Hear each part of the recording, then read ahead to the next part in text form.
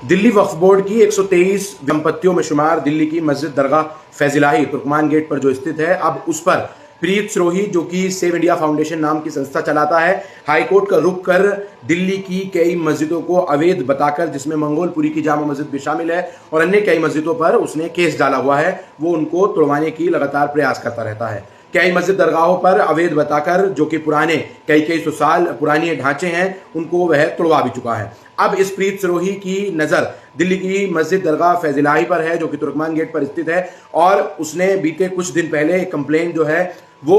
Land and state में दी थी, जिसके बाद बताया जा रहा है, सूत्रों के हवाले से ये खबर मिली है और खुद प्रीत सिरोही ने अपने ट्विटर अकाउंट पर यह पोस्ट किया है कि उसकी कंप्लेंट पर जो है वो सर्वे किया गया है और ये मस्जिद जो कि है ये सरकारी संपत्ति पर है, पूरी तरह से अवैध है। ऐसा प्रीत सिरोही खुद जो है वो अपने ट्विटर अकाउंट पर लिखकर पोस्ट कर रहा है। ये वही 123 प्रॉपर्टियों में शुमार है जिसका दिल्ली वक्फ बोर्ड और सेंट्रल गवर्नमेंट के बीच जो है वो विवाद चल रहा है कि इसका मालिकाना हक आखिर किसका है। ये वही 123 प्रॉपर्टी हैं जब दिल्ली वक्फ बोर्ड के चेयरमैन अमानतुल्लाह खां थे और उस वक्त जो है इनका विवाद सामने आया था, जिसमें मस्जिद दरगाह फैजिलाही भी है। मस्जिद दरगाह फैजिलाही रामलीला मैदान के बिल्कुल कोने पर ही बनी हुई है और इस मस्जिद का इतिहास बहुत पुराना है। ये मस्जिद दिल्ली वक्फ बोर्ड की है। ये मुसलमानों के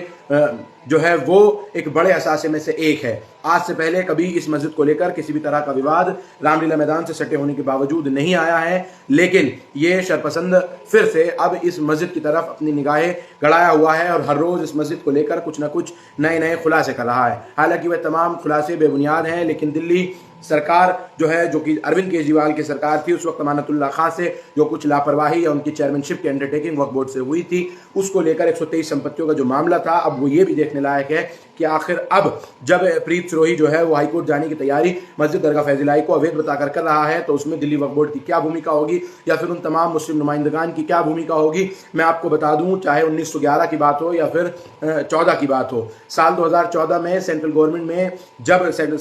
मनमोहन सरकार ने इन तमाम 123 संपत्तियों को दिल्ली वक्फ बोर्ड की संपत्ति बताया था, ये कहा था कि हम गिफ्ट के बतौर जो है वो कर रहे हैं, लेकिन सवाल यही खड़ा हो जाता है कि अब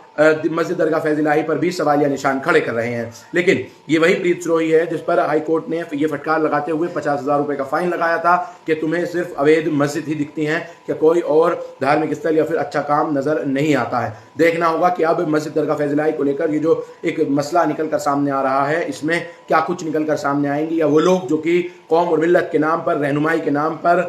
बड़े लोगों से अपने आका उन्हें बनाए बैठे हैं, वो किस तरह का मामला इस पूरे मामले में रवैया अपना जो है वो निभाएंगे। वहीं साथ ही जो मस्जिद दरगाह फैजिलाही की कमेटी है उनका भी इसमें अहम तरीन रोल होगा। सबसे अहम रोल दिल्ली वक्फ बोर्ड का होगा। लेकिन ये बात भी लाजिम है कि इस वक्त राजधानी दिल्ली में ट्रिपल इंजन की भाजपा सरकार है, दिल्ली वक्फ बोर्ड भी अब उसी के अधीन आता है। देखना होगा कि आखिर कितना चुनौतीपूर्ण ये पूरा मामला होगा। लेकिन फिलहाल जो बताया गया कि प्रीत सिरोही ने एक सर्वे भी कराया है और उसने प्रेस रिलीज भी जारी की है, वो तमाम चीजें मैं इसके स्क्रीन रिकॉर्डिंग आपके स्क्रीन पर शेयर कर रहा हूँ। देखते रहिए द अवेयर पॉइंट न्यूज।